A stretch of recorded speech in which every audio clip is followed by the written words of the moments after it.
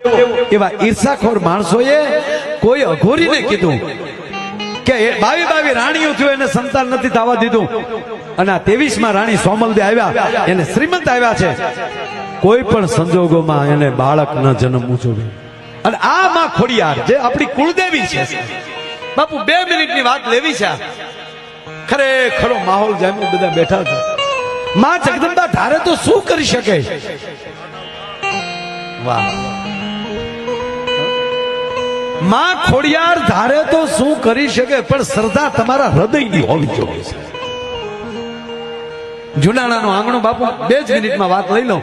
આ ધારીએ તો 3 કલાકે વાત પૂરી થયા, પણ કાકલોતર પરિવાર છે, આવું આયોજન છે, એના કુળદેવી ખોડિયાર છે.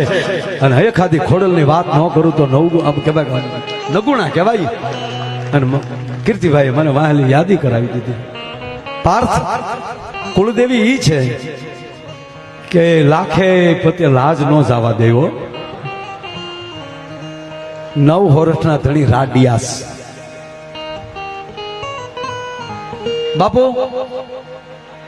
7 વર્ષથી પાટણપતિ જુનાગઢમાં આવીને પડાવ નાખ્યા છે. ઉપરકોટની સામે તોપુના નાળસા છે. 7 વર્ષથી યુદ્ધ ચાલુ છે, પણ 7 વર્ષથી પાટણપતિ ગુજરાતના નાથની કારી નો ફાવી કે ઉપરકોટનો કોઈ કાકરો હલાવી શકે. કહેવાય ગયો રાડિયાસ ને 22 રાણીઓ હતા. સાંભળજો વાત સાહેબ, માં ખોડલની વાત માંડી છે. એને 22 રાણીઓ હતા, પણ સંતાન નહોતું. 22 રાણીઓ કરી પણ કોઈ સંતાન નહોતું. અને એમાં એકવાર માનીતા રાણી બેઠા છે અને એને કહે છે મહારાજ 7 વર્ષથી યુદ્ધ ચાલે છે, જીવન મરણના કોઈ ભરોસા નથી, પણ અમારી એક ઈચ્છા છે કે ભગવતીનું નામ લઈ અને હજી એક લગ્ન કરો. અને જો ઈશ્વરની ઈચ્છા હોય અને એકાદો દીકરો મળી જાય તો તમારો વારસ રહી જાય, બાકી આ જીવન મરણના ક્યાં ભરોસા છે. એના કહેવાથી ધારીના પરમાર મહારાજાના દીકરી સોમલદે પરમાર એ સોમલદેને શ્રીફળ મોકલાયું. શ્રીફળ સ્વીકારાનું અને ધારીથી બાપુ ગાડું નીકળ્યું, વેલડું નીકળ્યું જુનાગઢે જવા માટે. જમા જમા જમા જમા જમા કરતા એમ કહેવાય ઢોલુડા ભલ્લા આવ્યા અને શેત્રુજીનો નદી આવી. બાપ હવે સાંભળજો મારી બાપુ, શેત્રુજી નદી આવી અને શેત્રુજીનો આમ નદીનો ઢાળ ઉતરી ડુંગરના ગાળામાંથી આવજા ધીરે ધીરે ધીરે ધીરે ધીરે ધીરે જ્યાં ગાડું ચડવું, વેલડું ચડવું અને સામે ગળધરા વાળી ખોડિયારનો થોડો જોયો. એ ખોડલના થડા પહેલી વેલડાને નીકળવું. માફા માલી સોમલદે ખોડલને જોઈ ગયા, થડો જોઈ ગયા, કીધું વેલડું ઊભું રાખો. વેલડું ઊભું રાખ્યું. સોમલદે નીચે ઉતર્યા. નીચે ઉતરીને માં ખોડલના ફળા સામું જોઈ ખોળો પાથરીને તેની સોમલદે એટલું બોલ્યા કે હે ખોડિયાર, મારી ને મહારાજાની ઉંમરમાં તો બહુ મોટો ફેર છે, પણ હું મારા સંસારનું સુખ માણવા માટે હું નથી જાતી. મહારાજાને વંશ વેલો જોવે છે, એનો વારસદાર જોવે છે. ઈ આશાથી હું માં ખોડલ હું તારી પાસે ખોળો પાથરીને કહું રાના રખોપા કરજે અને રાની ઈચ્છાઓ પૂરી કરજે, એનો વારસદાર દેજે અને મારી ફેરે રહેજે. એટલું કહીને વેલડામાં બેસી ગયા. ટૂંકી વાત લઉં સાહેબ, સોમલદે ક્યાં ગયા? માં ખોડલની કૃપાથી 5 મહિના થયા. શ્રીમદનો પ્રસંગ આવ્યો. આખા જુનાળામાં હરખની હેલી ચડી અને ઓલી બાજુ બન્યું એવું કે ઈર્ષાખોર માણસોએ જેને વહનો તો આનો રહેવા દેવો, એવા ઈર્ષાખોર માણસોએ કોઈ અઘોરીને કીધું કે 22 રાણીઓ થયું એને સંતાન નથી થવા દીધું અને આ 23માં રાણી સોમલદે આવ્યા એને શ્રીમંત આવ્યા છે, કોઈ પણ સંજોગોમાં એને બાળક ન જન્મવું જોઈએ. એ અઘોરીએ પૂતળું આપ્યું, અડદનું પૂતળું કરી એની માથે કામણ કર્યા. જે કાંઈ હતું તે કીધું. રાણીઓ જે માણસો જે આવ્યા તેને કે આને તમે ધરતીમાં દાટી ગયો, જ્યાં સુધી આ પૂતળું ધરતીમાં રહેશે ત્યાં સુધી સોમલદેને સંતાનની પરસુતા નહીં થાય. બન્યું એવું સાહેબ. 9 વર્ષ વ્યા ગયા અને યુદ્ધના 16 વર્ષ પૂરા થયા. માથેલી 9 વર્ષ ગલથોલિયા ખાઈને વ્યા ગયા. હવે સોમલદેનું ખાલી પેટ વધ્યું છે, હાથ પગ ગળી ગયા છે. અને ફરીવાર ઈર્ષાખોર માણસોએ રાજાના કાન ભંભેર્યા અને કીધું કે આ બીમારીનું ઘર મહારાજા ક્યાંથી લાવ્યા? જો ઈ સગર્ભા હોય, એના પેટમાં બાળક હોય તો કેદુનો જન્મ થઈ ગયો હોવો જોઈએ. આ માથેલી 9 વર્ષ વયા ગયા. આ કોઈ બીમારીની ગાંઠ હશે પેટમાં. અને આ જ્યારથી આવ્યા ત્યારે યુદ્ધ અહીંયા થયું નથી. સોમલદેની ટીકા કરી રાજાએ સોમલદેનો ત્યાગ કર્યો. મારો કહેવાનો અર્થ હુકમ કરી દીધો કે જાવાને ઉપરકોટને એક ઝૂંપડીમાં રહેવાનું કરી નાખો. રાજમહેલમાંથી સોમલદેને ઝૂંપડીમાં મોકલી ગયો.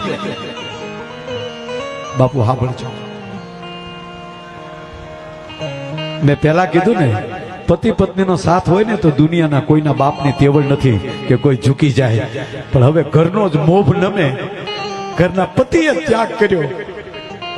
અડધી રાતનું ટાણું, તેલનો દીવો કીર્તિભાઈ ઝૂંપડામાં ધીમો ધીમો જગતો હતો. સાથે આવેલી વાલબાઈ વડારણ એની બેનપણી એને સોમલદેએ હાથ કર્યો. વાલબાઈ, એ વાલબાઈ, હા બા, હવે મારથી દુઃખ સહન નથી થતું. અત્યાર સુધી તો ડિયાસના ભરોસે, મારા ધણીના ભરોસે જીવતી હતી. હવે તો મારા ધણીએ મારો ત્યાગ કર્યો. હવે મારથી પીડા સહન નથી થતી. એક કામ કરને વાલબાઈ, જો મારી બેનપણી જ હો, મારી બેન જેવી હો, મારું દુઃખ તારું દુઃખ હોય તો હવે અમલ ઘોલને અમલ પીને મારો આળખો પૂરો કરી નાખો.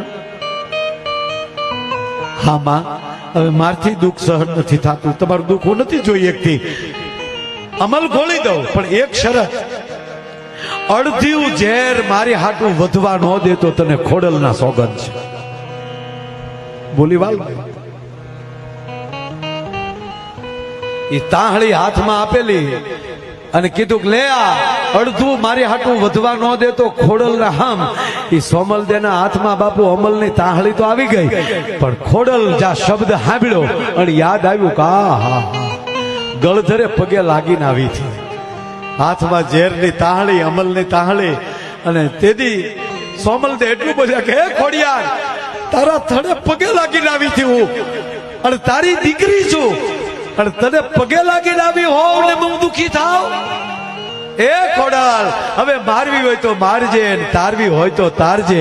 એમ કરીને હજી બાપુ ઓઠે તાહળી નો અડીને તા તો કાંબીને કડલાના કડાકા બેડા બોલવા ખડા ખડા ખડા કરતી આવી. અને ખોડિયાર માએ તાહળીને ઠપાટ મારી. સોમલદેના હાથમાં તાહળીનો ઘા કરી નાખ્યો. અને માં ખોડિયાર બોલ્યા, સોમલદે પાંગે તે જ ઊભી થી, પણ યાદ કર તો આવું ને. તું ભૂલી ગઈ મને? અહીંયા પાંગે તે જ ઊભી હતી તારી પાસે. માં મને માફ કરજે, માં મને માફ કરજે. વાલબાઈ દાસી સાહેબ એ બેનું સાંભળજો મારી માવું. વાલબાઈ પગમાં કીર્તિભાઈ દડતી હતી. ખોડલજા ખમા ખોડિયા, ખમા હું કામ દડતી હતી કહો? વાલબાઈ એમ કહેતી હતી, મેં તો ભૂલે ચૂકે કોઈ દી માં તારું નામ નથી લીધું, પણ તારું ભજન કરનારની દાસી સૌ ને એમાં મને દર્શન થયા છે. તારું જે ભજન કરે છે એની હું સેવા કરું. આવા સાસુડાની સેવા કરો ને તોય કોક દી ઠાકરના દર્શન થઈ જાય સાહેબ. માં, મેં તો વાલબાઈ કહે છે, મેં તો સોમલદેની સેવા કરી. ખમા વાલબાઈ, ખમા તને. માં ખોડલ કહે છો, ખમા તને વાલબાઈ, તે મારી દીકરીની સેવા કરી. અને એક કામ કર બેટા, હવે જા. અત્યારે અડધી રાત થયેલી હો, અડધી રાત ને ટાળે માં ખોડિયારે વાલબાઈ ને કીધું, વાલબાઈ જાઓ બેટા, જૈન તમારા જુનાણાના ધણીને, 9 વર્ષના ધણીને, રાડિયાસને જાઓ કયો, વધામણી ખાઓ. એને કયો કે અમારી સોમલદે, અમારી મહારાણીએ, અમારી જુનાણાની જનતાએ 9 વર્ષના ધણીના વારસદારને જન્મ આપ્યો છે. પણ માં કઈ હતું તો નહીં, બન્યું તો નતું કઈ. એટલે વાલબાઈ બોલી કે પણ માં. ત્યારે ખોડિયાર માં બોલ્યા, વાલબાઈ ખોડિયાર કહે છે, જા કે તારા રાજાને કે મારી માએ 9 વર્ષના ધણીને જન્મ આપ્યો છે.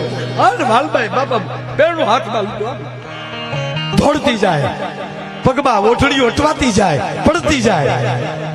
અને 9 વર્ષના ધણીને જાય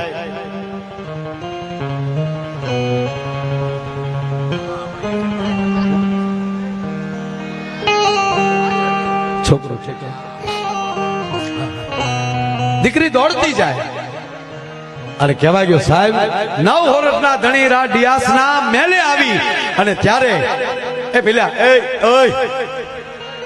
માં ખોડિયાર કરતા મોટું કામ હતું.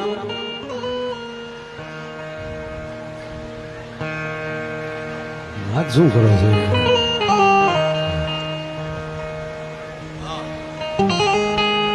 રાડિયાસ ને કહે છે 9 વર્ષના ધણીને ઘણી ખબર. મહારાજા બહાર આવો. રાજા કાટ કાટ કાટ કાટ પગથિયા રાજમહેલના ઉતર્યા છે. વાલભાઈ શું સમાચાર છે? મહારાજાને ઘણી ખમા. અમારી માં હોનલ પરમારે 9 વર્ષના ધણીના વારસદારને જન્મ આપ્યો છે. તા તો ડોકમાં મોતીની માળા છૂટી ગઈ અને મહારાજાએ કીધું ખારીકું વેચો, નોબતું વગાડો. એટલા વર્ષ પછી હોરઠના વારસદારનો જન્મ થયો. હવે અહીંયા નોબતું મળી વાગવા, ખારીકું મળી વેચાવા, દીકરાના એમ કહેવાય જન્મની વધાયું મળી થવા. હવે જેને પૂતળું દાટ્યું હતું ને એ લોકો ભેગા થઈ ગયા. એ કે ઓલું આ તો આપણે કીધું હતું પૂતળું ભોમાં હોય ત્યાં સુધી જન્મ નહીં થાય તો કઈ હળી તો નહીં ગયું હોય ને. આ જન્મ થયો છે અને જય અને સાહેબ જોવા હાટું એ પૂતળું જ્યાં દાટ્યું હતું એ પૂતળાને જ્યાં બહાર કાઢવું કીધું હતું ને જમીનમાં હશે ત્યાં સુધી જન્મ નહીં થાય. અને જોવા માટે જ્યાં પૂતળાને બહાર કાઢવું અને અહીંયા સોમલ દેને પરસુતા થાવી. અને મને કહેવા ગયો બાપ તેથી હું એનું કોઈ પાસે નહોતી. જગદંબા ખોડિયાર પોતે બાજુમાં ઊભી હતી અને પેળિયામાં જીલ્યો નવઘણનો. તેથી ખોડિયાર બોલ્યા ખમા પધારો, 9 વર્ષના ધણી પધારો બાપ. અને હે સોમલ દે આનો 9 ચોમાસા પછી જન્મ થયો છે. ઘણ કહેતા ચોમાસું, ગણ વીત છે ઘણા પડશે ઘણ. ઘણનો અર્થ ચોમાસું. આના 9 ચોમાસા માથેલી ગલથોલિયા ખાઈ ગયા પછી જન્મ થયો છે. હવે જેનું નામ જ માં ખોડિયારે પાડ્યું હોય કે સોમલ દે આનું નામ નવઘણ રાખજે, કારણ કે 9 ચોમાસા પછી જન્મ્યો છે એટલે આનું નામ નવઘણ રાખજે. અને તારો દીકરો મોટો થાય, હવા વરહનો થાય ત્યારે ગળધરે આવીને મારો ખીચડો મારી લાપસી કરી જાય અને પછી નવઘણને કહેજે કે જારો જરૂર પડે ત્યારે કાળી દેવ સકલી થઈને એના ભાલે નો બેહું તો હું ખોડિયાર નો કહેવા બોલા. ઈ જગદંબા એનો પરિવાર અને ઈ જયારે આવા રૂડા કાર્ય કરતા હોય ત્યારે છેલ્લે હું વિનંતી કરું કીર્તિદાનભાઈને કે મારો બાપ છેલ્લે એવી જમાવટ લઈને આવે. ભાઈ શ્રી કીર્તિદાનભાઈ ગઢવી તાળવીના ગળાથી વધાવો. ભાઈ શ્રી કીર્તિદાનભાઈ ગઢવી.